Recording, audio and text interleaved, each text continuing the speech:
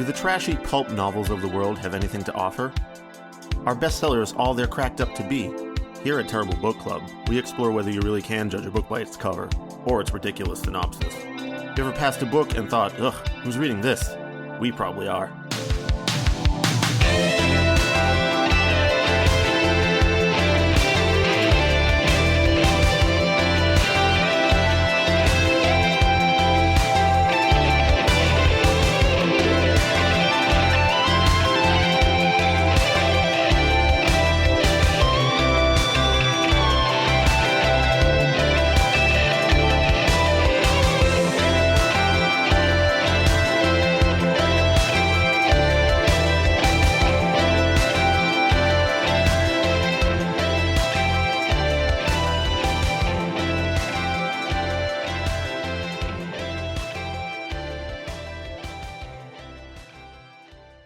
Hello and welcome to episode 152 of the Terrible Book Club. I'm Chris and this is Paris. Hello. This time you just sound like Mickey Mouse there, but like deeper. Ho! I just like ho ho ho. Oh, Chris. Okay. Anyway, this time we read Delirium by Lauren Oliver. This was requested by our patron Patricia. She said, it's a YA dystopia. It's probably not the worst of the bunch, but the society presented within it is riddled with so many inconsistencies, the whole thing stops being scary and just seems stupid. I mean, even more stupid than usual for the genre. She was correct. Yeah, this was one where the patron recommendation was, boop, right on the nose. If this is your first time listening to this show, what we do here at the Terrible Book Club is read books that we assume will be bad based on their cover, title, summary, or some combination of the three. Sometimes, though, like today, we read books that our patrons, listeners, or friends recommend. So we do the opposite of what most people do in a bookstore or while they're browsing the internet, and usually this experiment results in a hilariously disappointing read, but once in a while we do end up liking the book. Our content warnings for today: in addition to our usual barnyard language, today's episode includes discussion or mention of fascist societies and, I don't know, the general horrible stuff that comes with them. You know, no, people aren't allowed to be gay, people aren't allowed to love each other.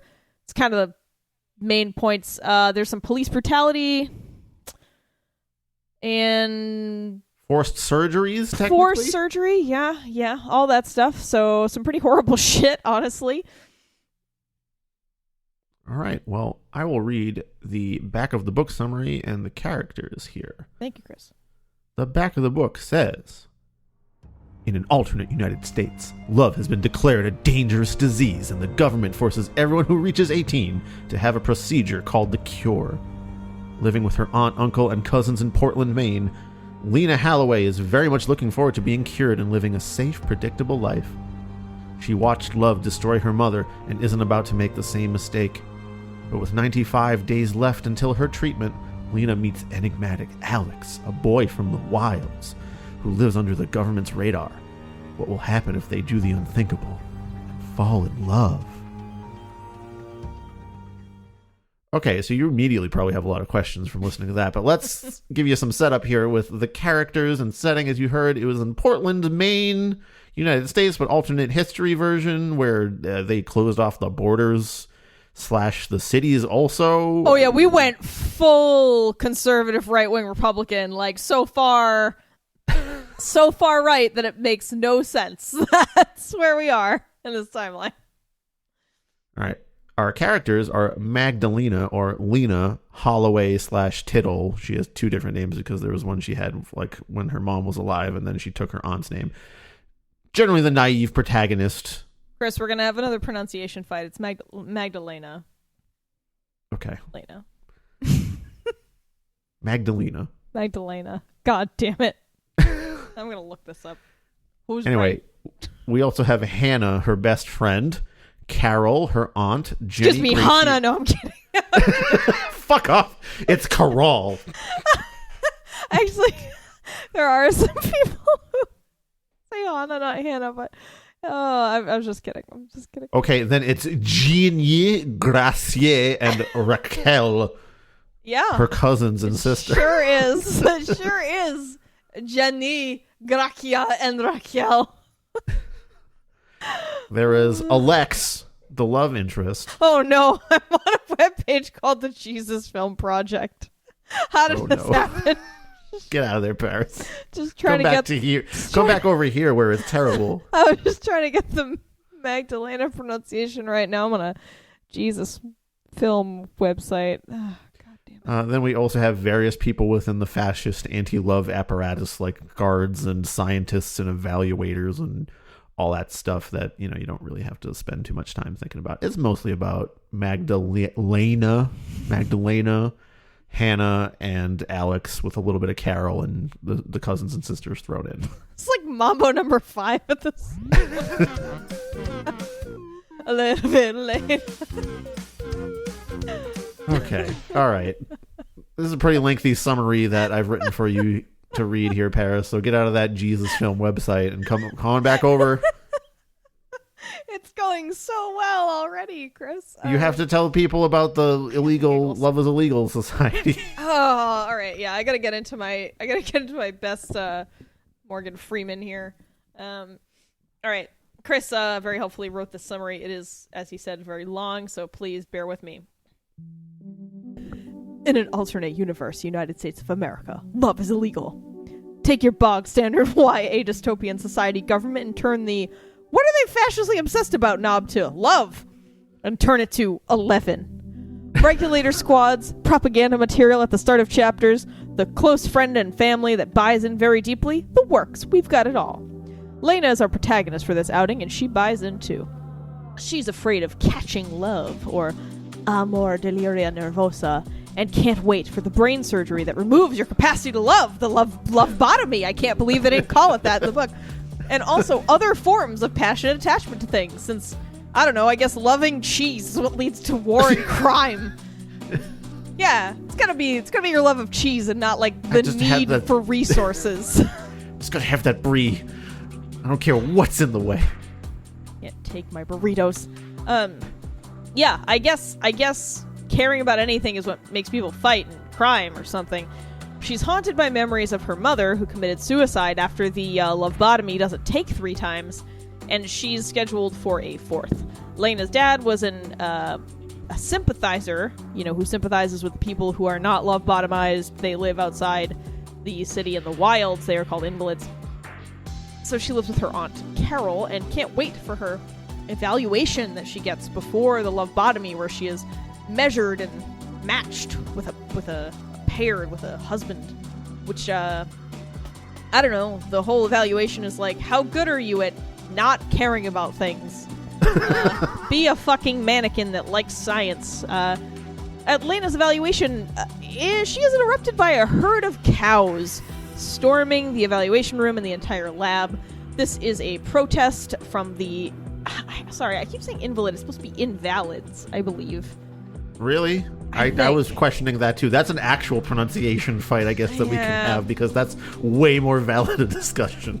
I mean, it's bad either way. So anyway, right. It's a protest by the people who aren't love-bottomized and who live outside the regulated city walls so they can love. Above her on a walkway, she spots a young man with very pretty hair who's looking down at her and winks at her. If you haven't guessed, winking is also illegal. Get him. I mean, it is. Days later, Lena and her friend Hannah run into the same young man when they explore a little further than usual on one of their runs. He's a guard of some kind for the, lab, delivery area. And even though she knows she recognizes him, the guy plays dumb to Lena. But then he drops some hints that he wants Lena to maybe meet him at a cove later that evening. And Lena tries to make the meeting before curfew. Anyone who hasn't been love-bottomized has to be home before 9 p.m., you see. She tries to make the meeting. The real love goes on. Yeah. But she gets caught by a regulator squad who, takes her ID and kind of hassles her. And she gets to the cove and he's not there, so she has to go back home right away because it's 8:30 already and it takes half an hour to bike back home. So, Lena goes on doing, summer vacation stuff that teens do and waiting for her makeup evaluation since, the cow stampede invalidated all of those evaluations, which is understandable. And one day she comes to Honda's house and Hannah is listening to unregulated music, another thing you can be put to death for because God forbid you enjoy sounds. And Hannah invites Elena out to a secret house show. It's a secret barn show in an abandoned barn farm at the edge of town. At the show, Elena runs into Alex again, the security guard that, she mysteriously ran into before. As Elena starts to leave the party, Alex follows her and says that he'd actually noticed her a while ago from when Elena and Hannah would run past the statue in the town square by the coffee shop I think he worked at. And he described leaving a note for Lena in the statue's hand, hoping that she would see it. And Lena thinks this is so cool that they dance together, and then she's like, oh no, do I have the love? Oh no. And yeah, she does. She does have the love. They continue to meet up and hang out in various abandoned houses at the edge of town. Hannah's also part of this and helps cover for Lena. One night, they break out into the wilds outside of town. They sleep under the stars, and a heavily damaged mobile home. Alex, whatever, reads her some Shakespearean poetry, very in love. Lena tells him about her mom and how she committed suicide and how she had this very particular necklace. It was like a sword and had a blue stone in it or something. And Alex is like, oh, I think your mom's alive. I don't think she killed herself. And turns out Lena's mom has been imprisoned in the crypts. A prison for people who break the rules and love people or things. And they make it to the ward that her mother should be in. Brace yourselves, folks, only to find out that she has recently escaped through a tunnel she dug in the wall that was fashioned from a letter O in the word love that she had been scraping into the walls over and over. And guess what? She left her necklace behind in the corner, and it's still there, despite the fact that she escaped days ago, and they probably would have taken that during the course of the investigation. Anyway, Lena obviously gets upset, but is also filled with hope because, oh, mom's alive, and says, yeah, man, Alex, we gotta go. We gotta peace out. We gotta go to the wilds. We gotta find mom. They make a plan to leave in a week.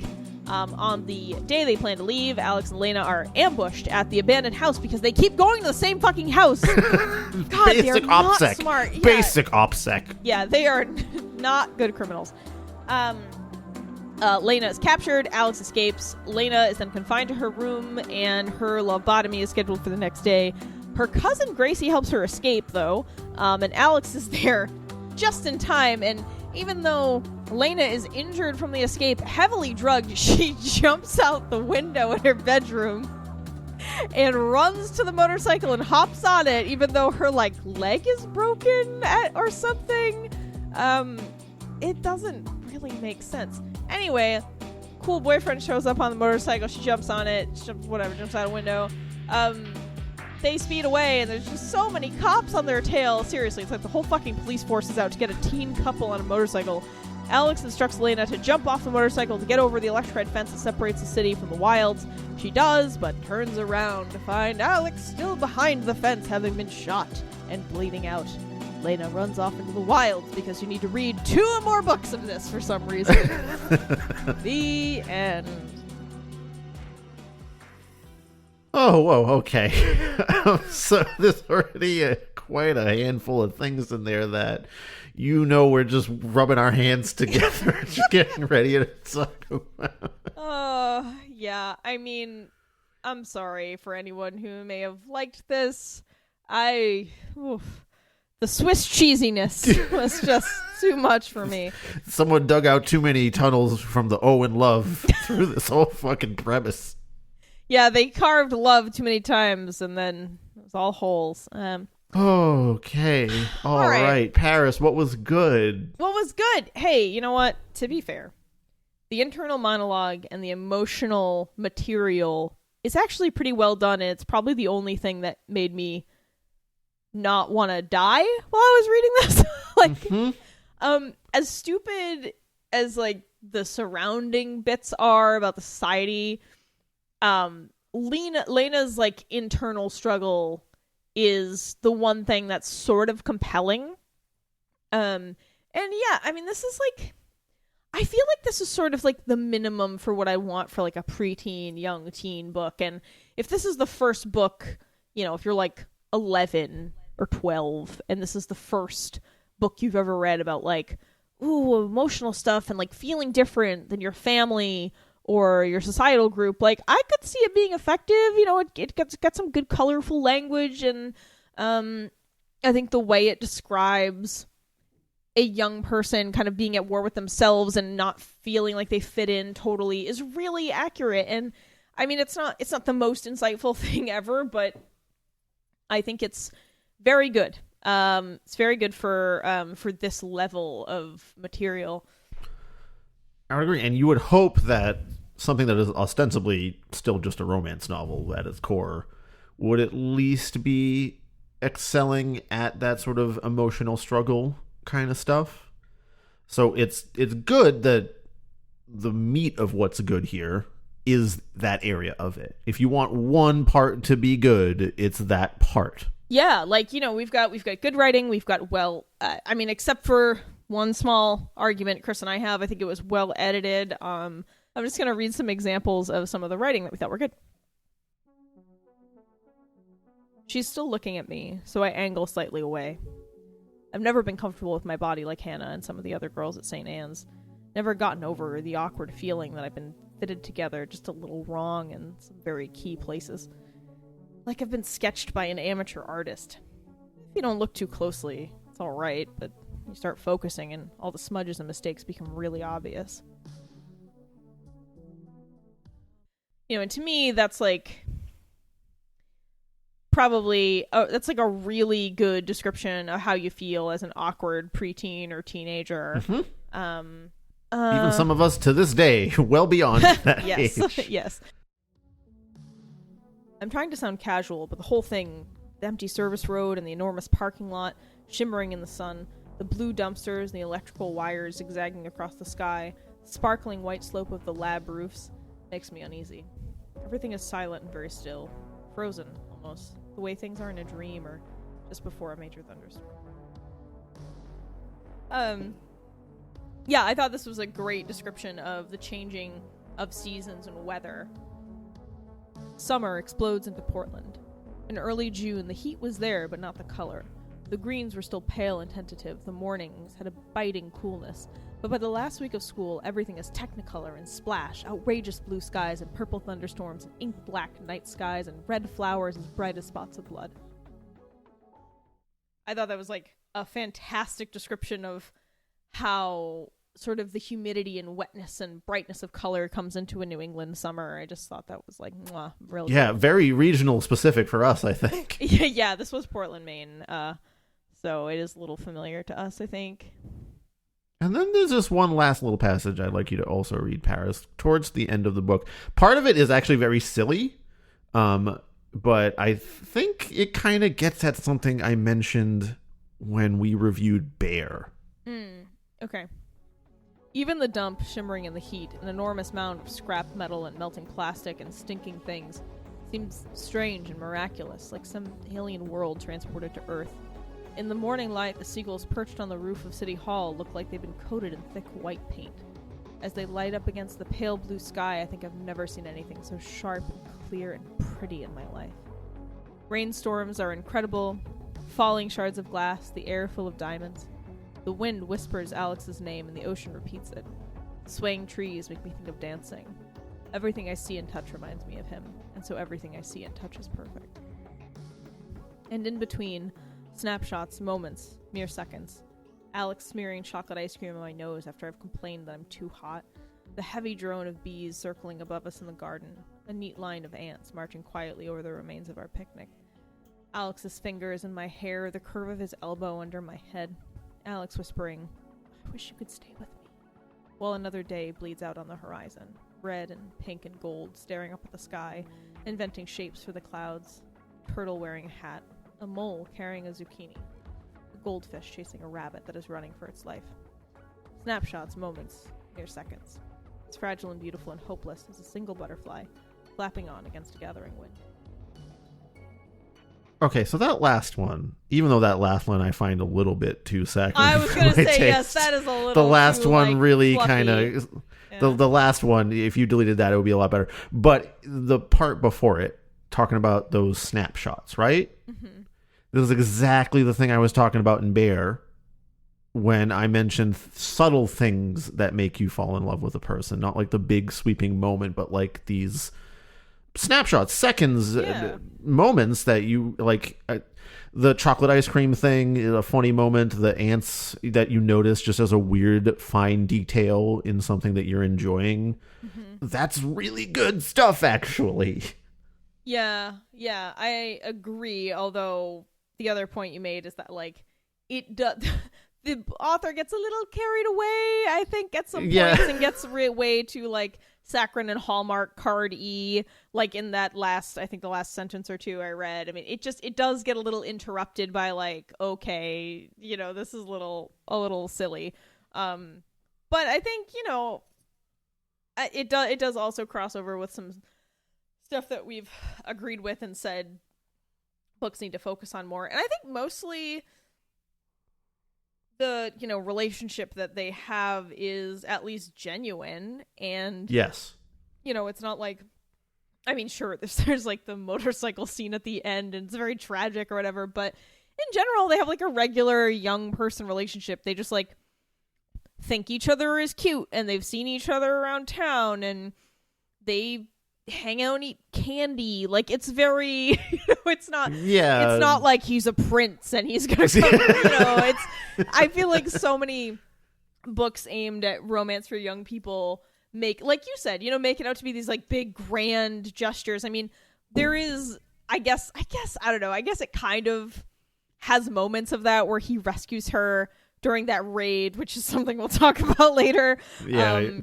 And him being able to like go to this magical place that she didn't even think existed, the wilds, being her connection to this otherworldly place. I guess it's a little bit that, but for the most part, it's just a decent, fine first young person relationship, right? Yeah, and you know what? Alex is even a fine young man, I would say. If I was like, honest, the dad character in this somehow, but like, he's like, he cares about her. He like, even when she's kind of having like, there's that scene where she gets a little upset after she finds out her mom might still be alive and like ran away, and she's like, they all should have told me, and like, I just want to run away with you. And Alex is like, could you like think this through for a second though about what that means? Yeah. He's trying to help her usually, and not completely self-serving, and he's not like a Dom character who's like a bad boy and like you're supposed to like him despite how much he treats you like shit or something. He's actually just kind of a decent dude. Yeah, I was also struck by that, by how he's only a bad boy in the sense that he literally grew up on the wrong side of the fence or whatever. He's not actually bad or does anything bad. He's just like, I guess when the fucking premise of your story is that love is illegal, like being a caring person is like the ultimate bad boy. I guess. Oh my God, you're right. That is what's happening here. He's like, I'm so bad, I write you Valentine's poems. I bring you 3 boxes of Ferrero Rocher. Watch out, ladies. Anyway, yeah, he is totally fine. Like you said, he does even, he doesn't pressure her into anything. I gotta say, I don't know if this is just me being really jaded, but I was like, that bitch is destined for the crypts. Like when he's like taking her to the prison on a visit, I was like, oh, she's been a mark this whole time. I really thought he was going to betray her, and then he does it, and I'm like, what the fuck? That's the surprise for you, Barrett. It's the most fantastical part of this book. He's just a generally nice guy, actually. Yeah, I don't know. I guess I was just thinking, oh, this is a dystopian YA book, like, probably something will go bad. I thought it was going to be the classic, like, I had to betray you so they wouldn't kill me, and then, at the end he's like, no, but I really love you, and then he betrays the betrayers, and it's a double cross, but that actually didn't happen. It was actually more boring and straightforward than even that. But if that did happen, you'd be complaining about how tropey that is. So I would. That's true. They're both tropes, and I will complain about both of them. Your free will, live free or die, Paris. This is my book, which comes up as a fucking quote at the start of one of the chapters in this book. Did you also lose your shit when "live free or die" popped up? Yes, because "live free and die" is how I autocorrect that in my head, because I lived near New Hampshire my entire life. Okay. Yeah. Well. So I want to tell you all about the very first thing that is bad about this book, and it is. I don't know, the 15th phrase. It is before the first sentence even happens. There is a little proverb at the start of chapter 1 from their holy book. And that was when I knew I hated this book. Instantly. Near instantly. Yeah, just an instant hatred. Hang on, let me read it for you. Chapter 1. The most dangerous sicknesses are those that make us believe we are well. Proverb 42 from the book of Shh. So we both were thinking okay, so this whole society is ruled by evil librarians then, surely, because it's finally sick of your shit. It really is. Calm the fuck down. Everyone be quiet. Sit down. We're removing the part of your brain that gets loud in the library. Yeah, sure, it's the same part of your brain that also creates romantic love, but it's worth it for you just to finally sit down and shut the fuck up. Yeah. So it really is the book of SHHH, as though you are shushing someone, and it doesn't just come up that once so you can forget about it. No, it keeps coming up, and so you can't forget about it, and it is so stupid, and there is no explanation as to why. And this book is supposed to be serious. That's the other thing. It's the founding text, or kind of the weird, kind of religion they're doing. It's like Christianity biblical, mixed in. It's like government, science, Christianity. They've kind of mixed. It's kind of the whole shebang, God damn it, this is so stupid. And again, it's not. It's not a book about keeping secrets. No, and I would expect this from Skullduggery Pleasant, because that was obviously silly. That is not a serious book. And the book of Shh, that would have been oh yes, that's why we keep all of our invisibility spells, or whatever. Yeah. So it's really hard to take a book seriously when that's the first thing you see. But it doesn't even make sense as a title. No, it because you're not. It's not about keeping secrets from other people. It's not about. Yeah, I mean, kind of. I guess, kind of, but that's kind of a stretch. It's about how love is bad and led to all badness, and here's also some Christians and science backdrop to it. So who is being shushed and about what? I guess anyone talking about love. Shh, shut up. No love. Quiet. All right, so that was really stupid, and it was the first thing I saw, so it was really hard to get over for me. I mean, let's just get right down into it. Paris, the whole premise here of love is the root of all evil. In the garbage. It's not going to stand up no matter how hard you try to support it with the flimsiest world-building support that happens here. Okay, so romantic love is certainly the focal point of the story, but it's really desire for things or strong passion that they're trying to rub out of humanity. Dude, the lovebotomy takes away all of your love. You can't even love your family anymore. You can't love a sandwich. I can't love cheese. How does the fucking world spin on its axis if I can't want a burrito? I'm serious though. Yes, it's funny, but I'm also being totally serious. Yes. Our desires for things and our love for things is what makes our lives worth living.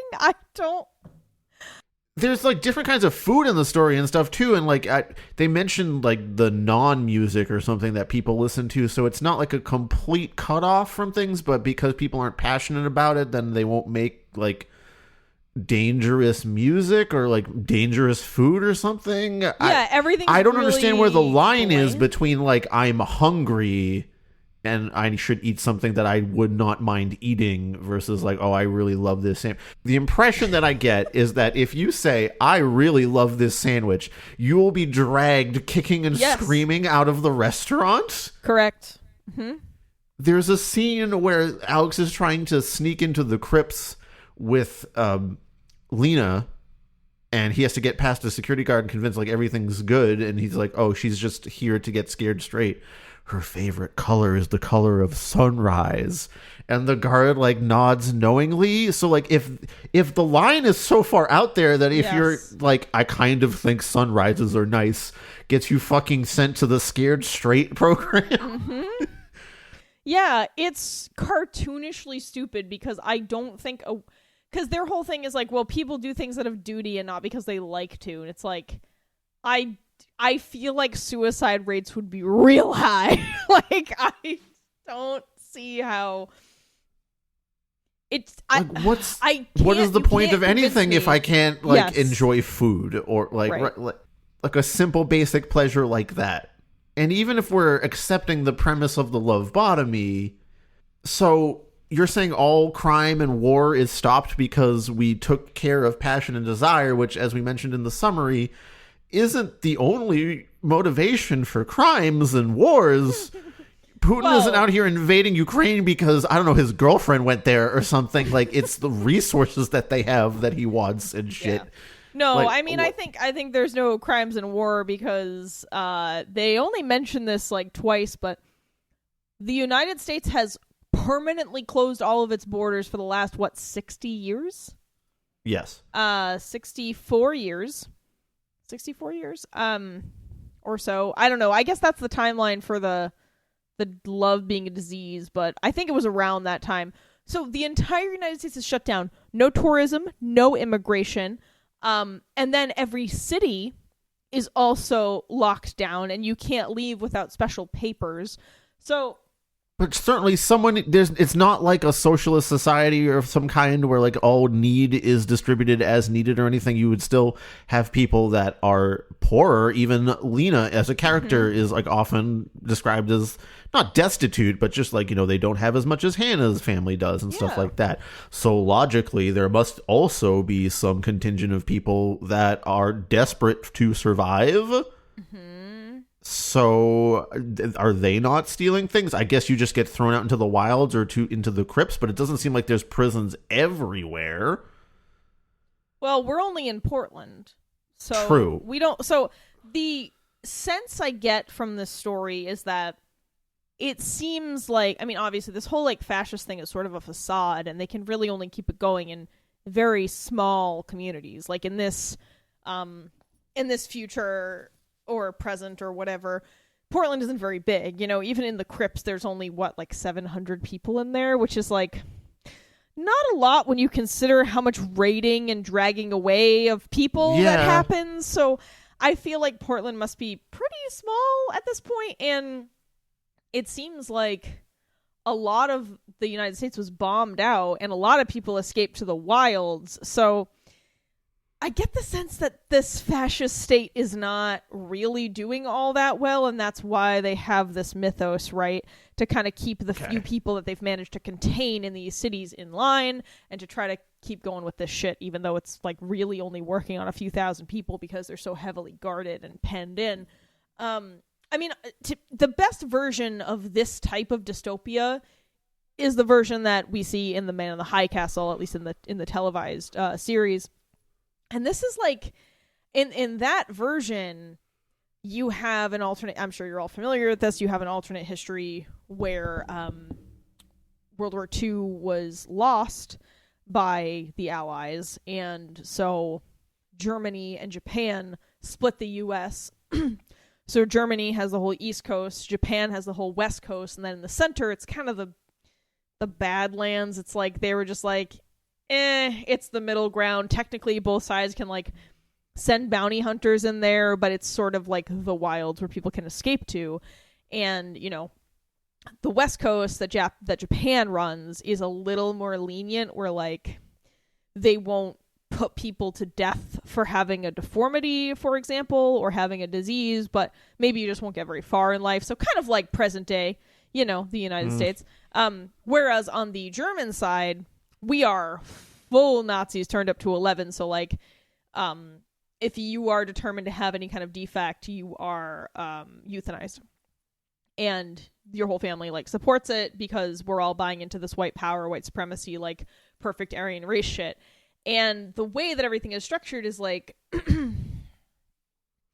they, you know, they still have trade and like manufacturing and stuff with other places. It's not like it's totally shut down. You can't travel to or live in those areas unless you have proper papers, but like other places still exist and whatever. I mean, it's a lot more believable in that version of things. Also, they're not trying to outlaw love, right? Yeah, like, that's a real. right. I mean, they kind Let's of get are right socially... back down to this.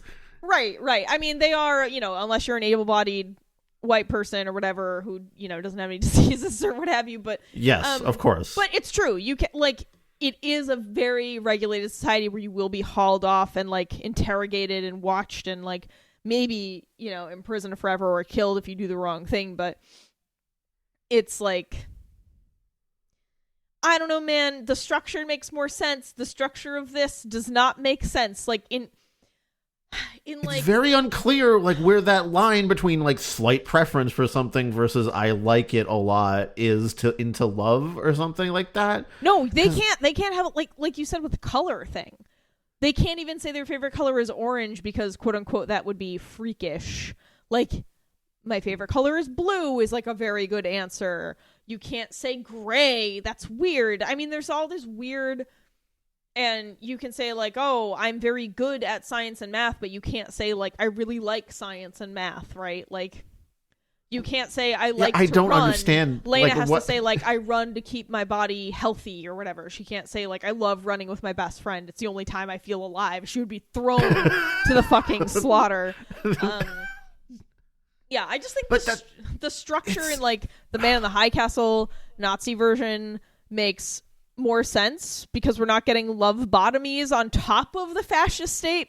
Because it's really hard. Well, and I think the fascist state in this book is poorly constructed because it's like, oh, everything is so hyper regulated, but then these kids can just like walk to a barn 20 minutes away and have a punk show. Like it's not even outside the city borders. Believable. Yeah, that doesn't seem believable. Like if you're telling me that I can't even say I like this ice cream cone or I'll be hauled away to the stocks, like it doesn't, you can't have both of those things being true. You have to come up with a different way for people to have had this party or this Also, sometimes when the regulators are doing their regulating, they seem very passionate about regulating, right? They're do. Like, they seem angry and like up in arms about things, but so passionate that they beat children with bats and kill them.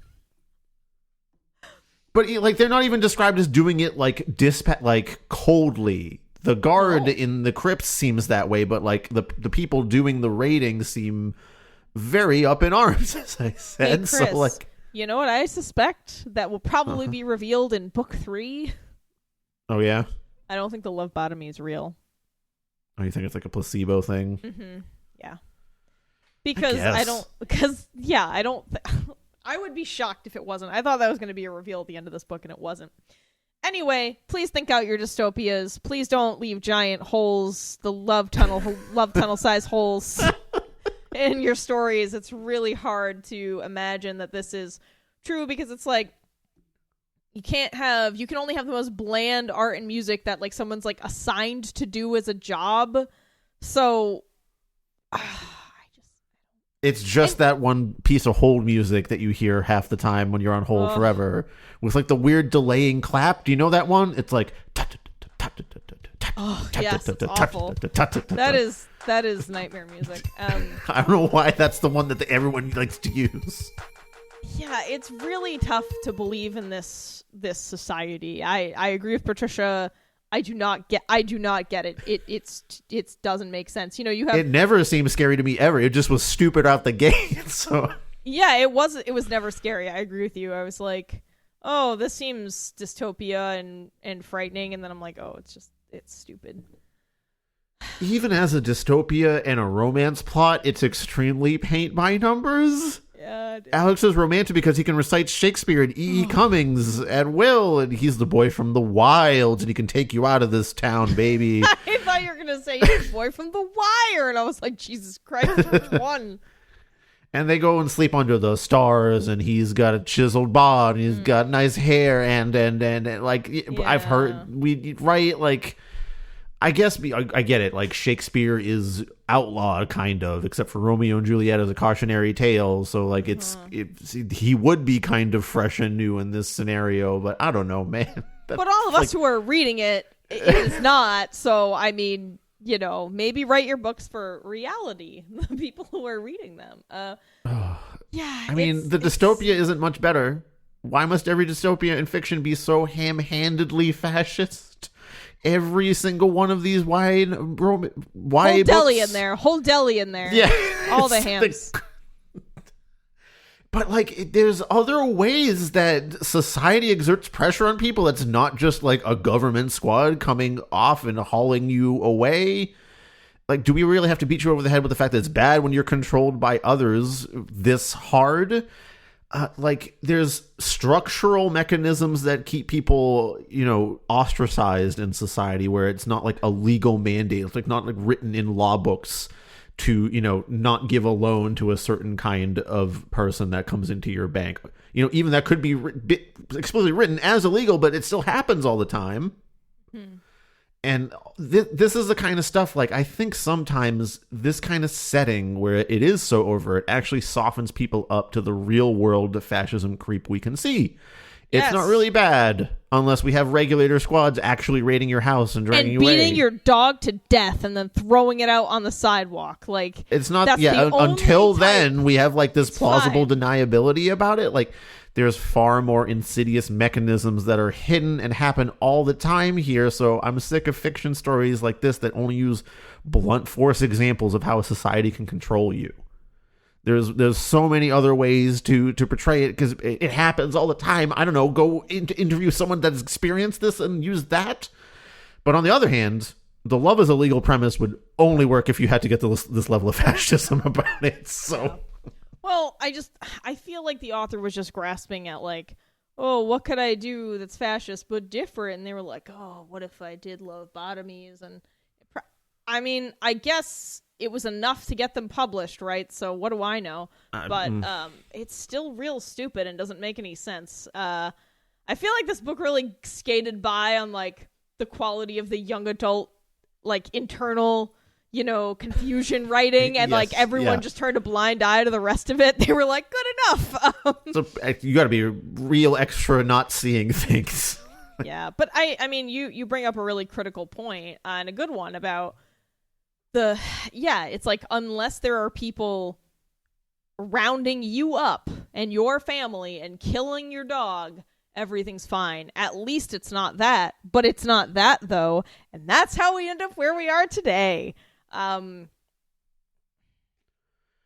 one cares, even if it's someone they know, even if their friend is being rounded up or their family member. It's not them. It's not their dog. Yeah, and I guess, I mean, just again, with this particular kind of premise, I really don't think you could be doing this kind of thing, but you could have these dystopian societies where it's not like like I said, like this legal in the books law, and the whole society is like oriented around this particular topic that you're talking about. You could write about more subtle ways of keeping people out, which to me is much more compelling. I mean, that would just be reality, though. Like, but and thus why it's a little bit more compelling. Yeah, I agree. I mean, I would also like some more creativity here instead of... Yeah, I think the biggest problem with this, like you said, is it inures people to the realities of actual fascism creep that we're dealing with, and, you know, has been dealt with in history on a longer time scale, too. And it's just like, someone reads this and they're like, wow. At least I can still listen to rock music and eat strawberry ice cream. Wow, I should really appreciate what I have and not question anything. It really, and again, I just want to be clear. I don't think the author is like intentionally doing this, but it is a side effect of this sort of writing. I think it really does give off the idea that, like, well, this is what's truly evil. And unless a German Shepherd is ripping your leg apart at a house party, and a cop is beating your friend to death with a baton, then, everything's fine. Till we get to that point. It's cool. I guess in this story, what if it was like, if you said, I really loved that sandwich I had down the street the other day, you just get kind of generally ostracized from society instead. Like, people just stop hanging out with you a bunch because that would be that's more delicious. Interesting. That would be more interesting if I don't know. I honestly, I just think this is. Yeah, and then like Lena's internal struggle is more like, am I going crazy? Like, is it really just this bad? Because I said she eats a really good like vegetable sub.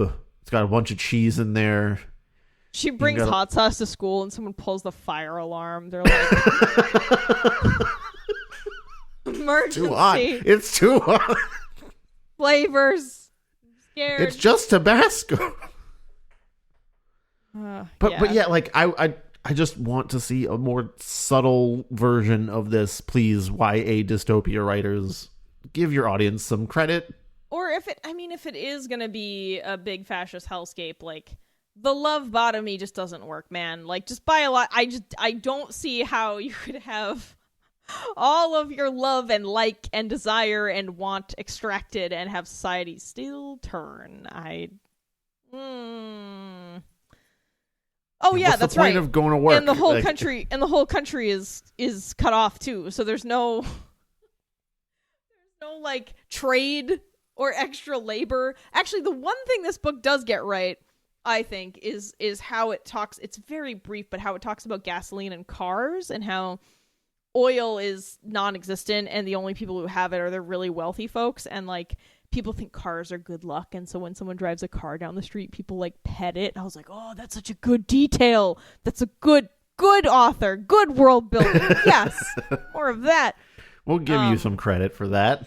Yeah, and and the fact that like electricity has to be rationed by poorer families, and I thought that stuff made sense. Clearly we're living in times of scarcity because the whole fucking country's been shut down for 60 years. But there's really, that's really all they talk about though, is just the electricity and the gas, and then there's no discussion of like food differences, which I feel like would be very large if honestly, the whole country got shut down for 60 something years. I know we keep coming back to this metaphor here, or like not even metaphor, but like just point of topic here. But like, I think Paris, for you and I especially, food is a very high tier bonding activity for both of us, and like we both talk about all the different kinds of food we like to eat and everything like that. And that is really what I kept coming back to and thinking about, where it's like Lena and Hannah talk about like preferring chocolate or vanilla ice cream at one point, I guess because they haven't had the lovebotomy yet or anything, but like how does the world keep turning if you don't at least want to go to work? So like, I don't know, you can get lunch at the nice sandwich place down the street. Like, what's the use of coming home and going back to work every day if you can't have like an enjoyable movie? I mean, there are movies, but I guess they're very that weird gray line of like, they had to include some art, some kind of, difference of cuisine somewhere. So like they had to keep it intentionally vague, or else the whole fucking thing falls apart even at quicker. Least ravioli is still here, man. Like ravioli is specifically called out as still existing. So I've got that. I know that their whole thing is like, oh, fear and duty is what propels. And it's like, but if you don't care about anyone, why are you afraid? If you don't love anyone, what duty do you have? Who fucking cares? Like, if you can't love the state, why do you care about duty? If you can't like your kid, what do you fear? It just, the internal logic is fucking broken. The whole platform the story rests on, garbage. Ugh. Okay. Well, I mean, speaking of like immediately finding something to be ham-fisted, let's focus in for a second on the hole in the wall from the I mean, we already. love I don't know what scene. else. I don't know what more there is to say. I kind of gave it away in the summary, but But like, it's if you're not openly laughing at that scene, Paris, like have you had a lovebotomy? If you like, how do you write that down into your book and be like, oh, this is my dramatic moment where she's scrawled, because she scrawled love all over the walls multiple times to like obfuscate that the big love was the escape tunnel or something. I don't see how that would work. The O has to fit your body. I don't know Was she how replacing like the circle that was in the O every night after she dug it out a little bit more? That is definitely never brought up, and I was also wondering. I was like, how long would you have to scrape into the wall to dig a tunnel big enough for your body? And presumably she scraped it out with what? Do we even know? I think like her fucking fingernails, as far as we know. That doesn't seem possible. I don't know. I mean, I know people break out of prisons, but you need like an implement, a tool, a bedpost, anything. I don't know, the sword pin. Very oh my slowly. God, that would be Jesus fucking Christ. Maybe, I don't know. But like making it the word love all over the place, and like her mom is just such a lover person that she can't stop loving all the time, and she escapes through the word love is. Honestly, it's like a crown jewel of unsubtlety in all of the terrible books that we've read. It kind of is. A shining example. Yeah. I mean, it took her 10 years. I mean, this book also suffers from like,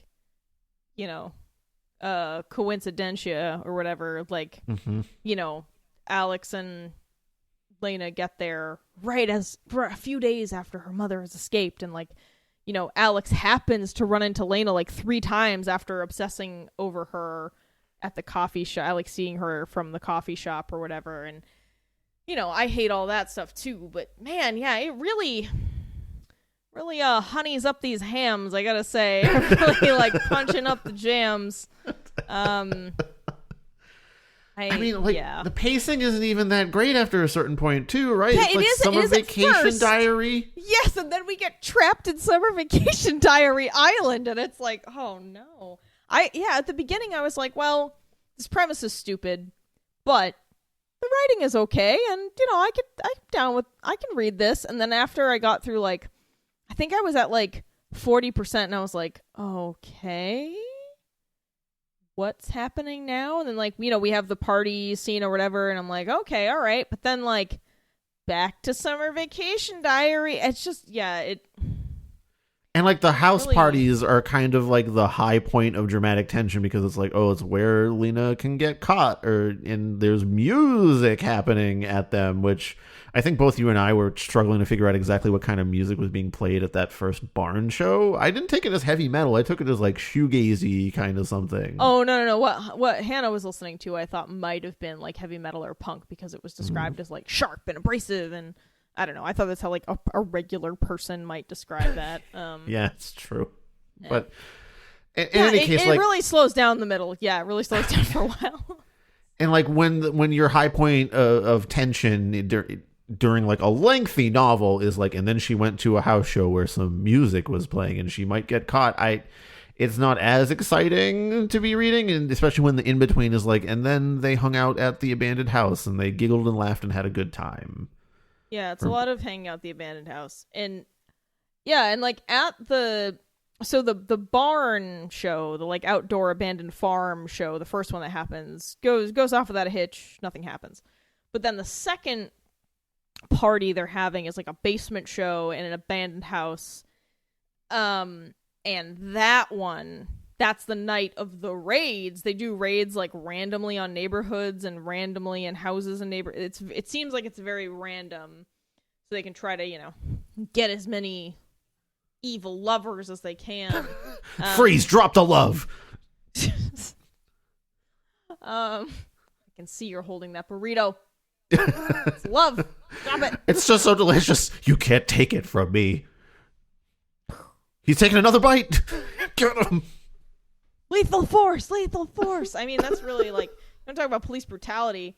So they're at this party in this house show party or whatever when the raid happens, and Lena actually didn't go because she was so worried about the raid, and then she ends up going to warn Hannah and to get her out of there safely.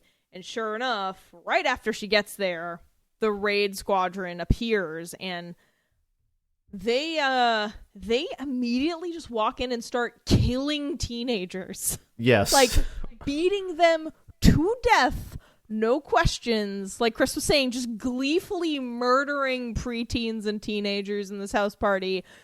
And they have attack German shepherds, and Lena gets fucking chomped on the leg by a dog. And it's tearing into her, and then, like, Alex kind of jukes her out of the way, and the cop accidentally hits the dog, so it lets go, and they get away. And I'm like, if a German shepherd who is trained to attack and kill bites through your fucking leg, how do you think that would heal? Do you think you would perhaps need stitches? Do you think you'd have a mangled scar on your leg forever? I do. I would think you would need stitches and that you would have a horrible scar. No. The book makes a specific point to say, oh, that healed up real nice. She was just kind of hobbling for a couple days, but it's fine. It was like a little cream and a bandage, and you're cool, I think. And earlier, like, it even said, like, wow, it looked like a whole chunk of her calf was missing. And, like, yeah, a dog tried to rip your calf apart. Like, it really killed me that the author was like, and then it was totally fine, and everyone clapped, and it was just healed so nicely. And I was like, son of a bitch, you know that wouldn't heal that well. And the worst part of it is, like, they didn't even do DIY stitches. They didn't actually just sew up her leg with thread. They just wrapped it and put some, like, it was a little cream and a bandage. Yeah, I guess it was fucking skin revival cream to the extreme, where it just literally reconstructs missing skin. Yeah, and it's not like we're in a kind of sci-fi dystopia where their science is far ahead of ours. Like, no, it's literally just like, oh, a dog ripped a chunk out of your leg. Let's put some Neosporin and a bandage on it. Like, that was, again, this is like another book where there's so many little things that just take me away from what I'm supposed to be caring about. I mean, but when there's not much there in terms of the plotting pacing to hook into, of course, you're going to focus on stuff like that a lot more about it. And I mean, like, to be fair, I get that in stories like this, it's not about, like, it's not an action movie, right? You're not supposed to be there for the big bombastic scenes. You're supposed to be there for the internal struggle Lena is having between, like, oh, I think this boy is cute, and oh no, I know being horny is evil, or whatever. Like, the bonk police are literally out here bonking people to death over it. Yeah, death bonk. Serious. Like, they're bonking real good out here. But like, I don't know, man. It feels like there's a lot of scenes with Lena and Hannah running, or Lena and Hannah having, like, kind of a awkward conversation or even a fight about things, and that struggle that Lena is having. And even though we did talk about a lot of good descriptions and stuff that happened there, when you have that conversation like 2 or 3 times and it feels like nothing moves forward too much from that, we're just kind of waiting for that next dramatic moment where something forces, like, movement within the relationship or decisions to have to be made. I just didn't find that as compelling. And I mean, talk about face planting on a Bechdel test here when you have Lena and Hannah only talking about Alex, or like how Lena feels about Alex, or like the society around which Lena must negotiate being with Alex. Yeah, it really suffers from just so many of these tropes that we've talked about. Like you said, face plants right into the Bechdel test. Yeah. I mean, everything centers around this stupid romance, and we're not fans of general stupid romance on the show. It's just not something we're into. Like, you got to make it interesting, you got to make us care, and it almost did, because I was like, wow, this premise is really dumb, but the inner turmoil writing is good, so maybe I'll hang out a little bit. And then I was like, why am I here? I just want to go. I'm stuck in this elevator with this hold music. I just had a thought. What if, like, this series goes on and it's revealed that the final end boss, emperors of the society or whatever, is just us having been fucking sick of all the romance subplots in books all the time, and we're just like, no, it's fucking banned forever. We can't stand this shit anymore. I mean, I would love bottomize a book for sure. Like, every publisher has to submit their manuscripts to Chris and Paris, minions of Terriblo, to be judged and eviscerated if they have too much love in them. If there's one That's us. if there's one sentence about someone's nice hair or chiseled body, or someone is like you're getting sent straight out into the wilds. Yeah. Let's go. Chop chop. I almost right there just said if there's one sentence about someone's chiseled hair, which I feel like at some point in like all these romance tropes that we're going to encounter that someday. I mean, we kind of do in this because, okay, so I don't know if you got this vibe, but I really thought the struggle Lena was going to have was being a little gay, and I thought Hannah was going to be gay, and I thought that was going to be the struggle, like, oh, we're kind of gay, but then Alex, and no, but the way that she talks about her friend is kind of weird. She's kind of like always worshiping Hannah and like talking about how perfect her golden hair is in the sun, and then when they're running together before she thinks she's going to leave, she says something like, she is perfect and she is mine. And I was like, I think we're not dealing with some undertones in this book. Yeah, I could see what you mean. I mean, Yeah. I And also I don't know, but it didn't in the go same there, way so. we talk about like how not every relationship has to have like a romantic tinge to it. I think you can feel someone is yours in a platonic way. Have you never been jealous of a friend hanging out with another friend? No, I never have. Oh, okay. Well, I mean, that's a legitimate feeling that a lot of people have, right? It's not like a romantic thing. It's just my friend's hanging out with their other friends, and I want to see my friend. It's not the core sentiment I'm critiquing. It's the way that it's displayed in here, which makes me feel like it is borderline romantic. Yeah. It's kind of like, if you've watched House of the Dragon, Rhaenyra and Alicent when they were very young. I feel like there's definitely I can also see that argument too. A weird romantic closeness that, is never really fully expressed, but seems like it's always under the surface, and that was sort of what I got with these two, but then it never goes anywhere, so I was like, I'm just reading into this too much. Like, I don't know. Maybe. But it ends, like I said, every time I was like, oh, there's going to be this twist, it was just straight and narrow, nothing twisty. It was real, like, and then point A goes to point B, and then C, and I mean, like you said, Chris, I would have complained either way, like, because both paths are boring. They're just different shades of boring, different shades of gray in the sunset or whatever. Club with Chris and Paris. Yeah. No, I just want things to surprise me. I want to be surprised. I want to feel like I've got something to solve, and just all these books we read on the show, there's no mystery, there's no surprise, there's no, like you said, there's no synapse on the fucking right side of my head connecting with a synapse at the back of the left side of my skull. We're not meeting, we're not making new connections. We're just doing the same old shit, and I hate it. I hate it. There's nothing really too new here.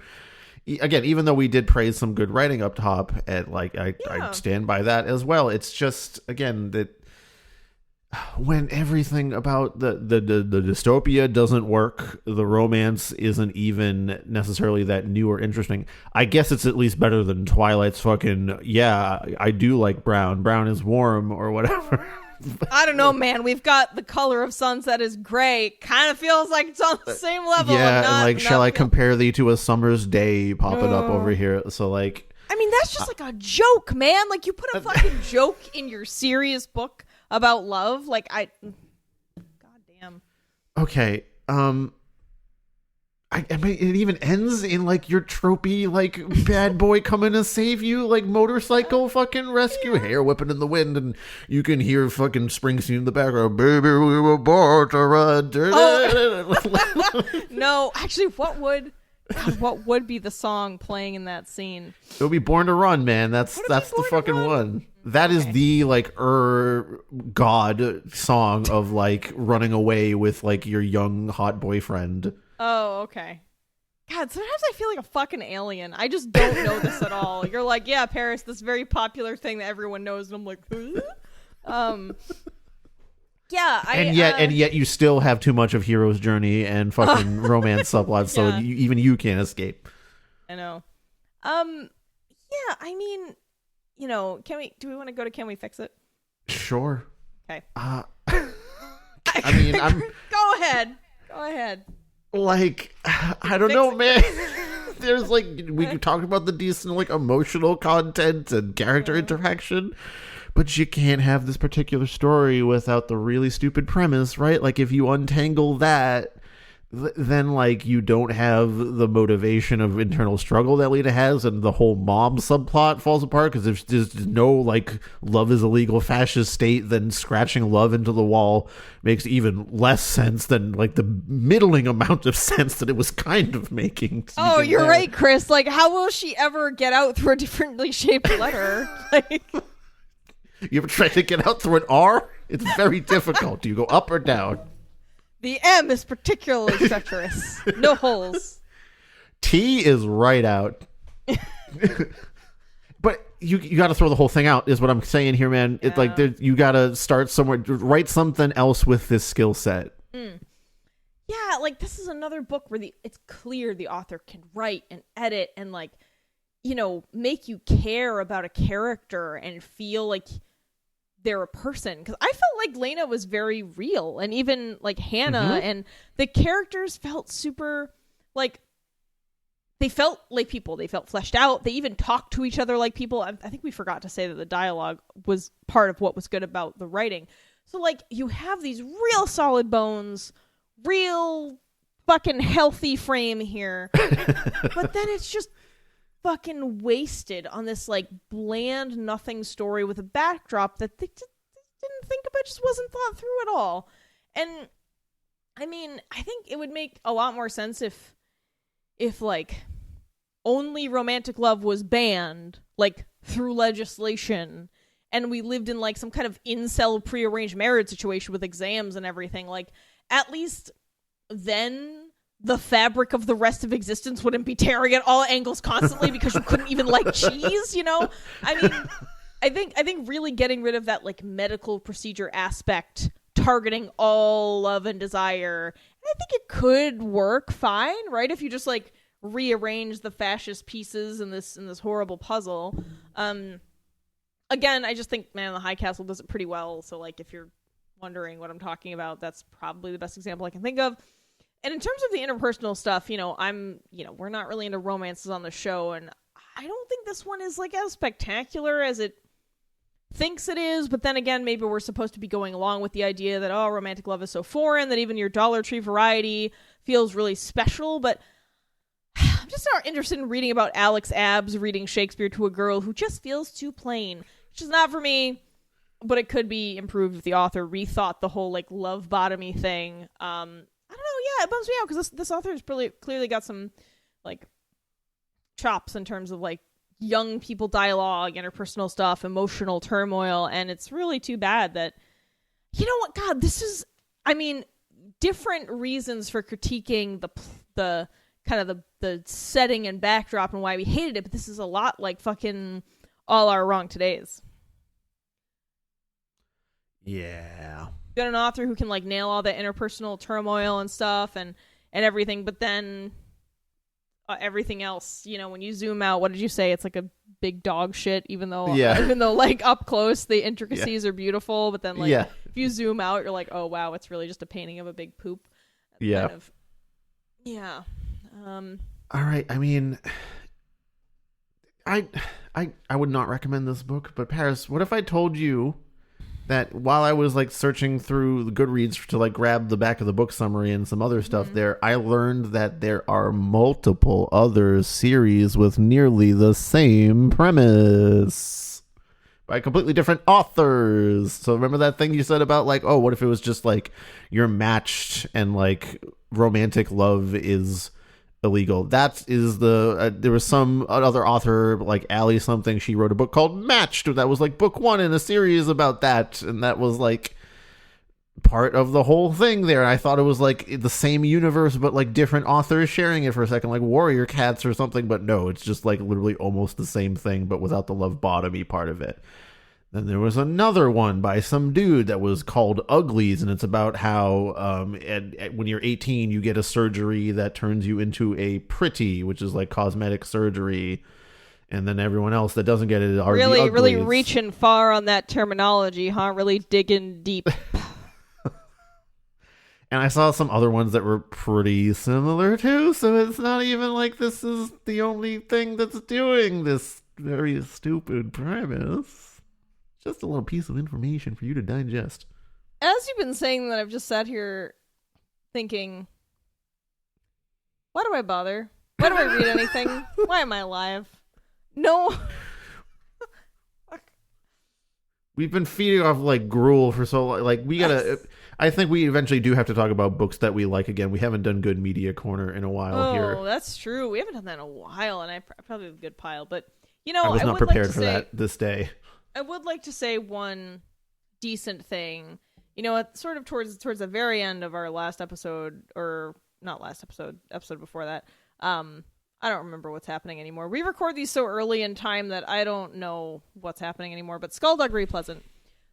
You know, we were talking about, I was like, oh, I just really need people to do something different. This is so boring. But you know, we kind of both came to this idea at the end that, you know what, though, in the grand scheme of things, if this was like the first fantasy book that someone read, I'd much rather have them read that than like something else that was chock full of like misogyny and over-sexualization and like all these bad like toxic masculinity tropes or whatever. It didn't have any of that. And so it was, you know, if similar to this, it's like, yeah, this is pretty lame and samey, but at least the emotional turmoil stuff has some weight. And like, if you're a kid reading this, it might make you think about things, right? Might make you, yeah, it might help you think through some of that stuff on your own. And I feel like a lot of YA stuff we've read for this show does not ever have that kind of weight. So this one kind of dipped its toes in there and got to a good distance, you know. So I guess I can't say it's the worst. I wouldn't recommend this, but if you were, you know, not to like another person our age or something, but I think if you are someone who wants to write YA, or you are a younger person who likes this kind of thing, I don't know. This one might be worth reading just for that part, just for the dialogue and the sort of inner monologue stuff, because I think that's the valuable part of this. And similar with Skullduggery Pleasant, like if you're interested or want to write like kind of silly, quirky sort of fantasy YA stuff, I guess it wouldn't be the worst idea to check that out, to be like, okay, what is my competition like? Like, what is other stuff like in this arena that is halfway decent? I don't know, it's just tough, because so often we get books recommended to us that, you know, we really have no business reading, because it's not it's not for us at all. And I think this is another one of those. But yeah, I don't know, it's too bad. I hope this author, I guess, goes on to write things that are not in this universe, because good God, there are 2 other books after this one. Just in case you haven't had enough of not being able to like ice cream, 2 more books. So yeah. Well, Paris, this is where we thank our patrons. Thank you to our patrons: Dari, Greg, Veronica, Will, Dee, Jared, Arant, Senya, Jakub, Lycoris, Elliot, Kieran, Martin, Luchek, Miri, Yanka, David, Anya, Patricia, Austin, Donnie, Crimson Paladin, Beast with the Least, Scott H., Robin, Lax Stoties, Of the Void, the Taco-Eating Unicorn, Last Man on Earth 1, Funny Robot with Antennas, Hobbyboy 93, Harry Mason, Renee, Emmy, and our Kofi donor Kiwi Thing. Thank you so much, everybody. All right, well, I'm off to enjoy Cheez-Its. I have some Cheez-Its on the, actually sitting next to me, a big old bag of Cheez-Its here, so you'll take those from me, fucking kicking and screaming from my cold, dead, salty fingers. Are they white cheddar Cheez-Its? No, those are terrible. What are you talking about? I love white cheddar Cheez-Its. You can have them then, and you're allowed to love them as much as you want. Paris, live free to love as you will. Die. Of high cholesterol. It's the regular or the toasty Cheez-Its for me. HDL. Hi. I think I'm gonna go. Oh, I want cheese now. We've been talking about. I actually had 2 small homemade burritos for dinner before we recorded, and yet my lust for cheese continues. I think I'm gonna have some wickedly habanero, the best Cabot cheese. You have not had it. You should. Don't say it too loud, Paris. They're coming for us. Oh God! Oh no! Ah! They're here. They'll pry my cheese from my cold, dead hands.